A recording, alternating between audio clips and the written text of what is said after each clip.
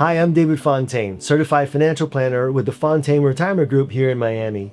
One of the questions I hear most often from people nearing retirement is, when should I start taking Social Security? Most people answer that question based on a myth. There are decisions in retirement that you generally can change your mind about, but Social Security really isn't one of them. Once you file, generally that choice follows you the rest of your life. Yes, you can withdraw your benefits in the first 12 months, and yes, potentially suspending benefits could be an option for some people, but again, generally it's a decision you're going to stick with for the rest of your life. But most people make that decision based on incomplete information or based on things they've heard that simply aren't true. So today I want to walk you through 3 of the most common Social Security myths we see, because understanding these could be worth thousands of dollars to you over the course of your retirement. The first myth is that you should claim as early as possible. A lot of people file at 62, the earliest age allowed, because they've heard things like, I paid into the system, I want to get my money, or the Social Security might not be there if I wait. Those concerns are common, but here's what that decision actually cost you.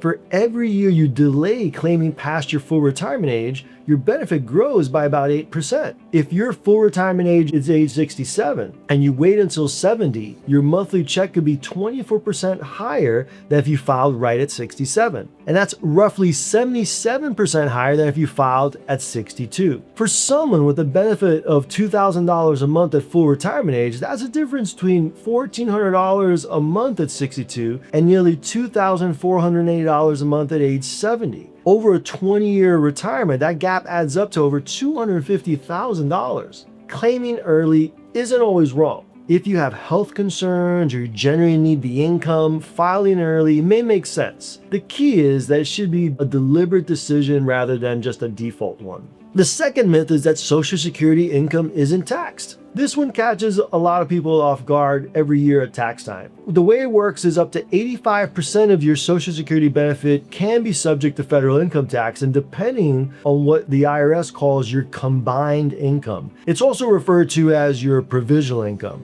That's your adjusted gross income plus any tax-exempt interest plus half of your Social Security benefit. David, wait, I thought municipal bonds are tax-free.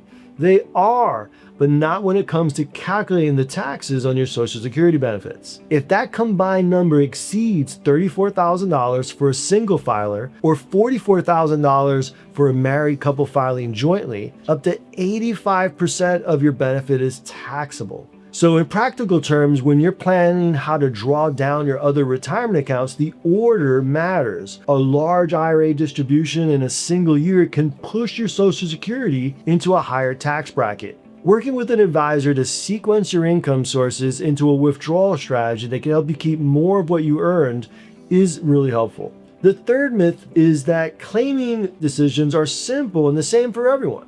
Social Security has over 2,700 rules governing its benefits. Spousal benefits, survivor benefits, the earnings test, if you're still working, the impact of a pension from a job that didn't pay into Social Security. These all interact with each other in ways that just aren't obvious. For married couples in particular, the coordination of spouses' filing ages can significantly affect the lifetime household income. In many cases, the higher earner delaying to age 70 and the lower earner claiming early is a strategy that can shield the surviving spouse, because when one spouse passes away, the household moves to the higher of the two benefits. These aren't decisions that should be made by running a quick online calculator once. They deserve a real sit down with someone who can help you model out what your specific situation looks like. Social Security represents decades of your working life. Most people receive it for 20 years, sometimes 25 or even 30 years. Taking the time to understand how it works before you file is one of the most valuable things you could do for your retirement.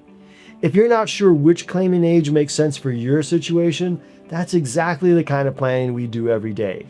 Reach out to us here at the Fontaine Retirement Group. You can find our contact information at fontaine-retirement.com.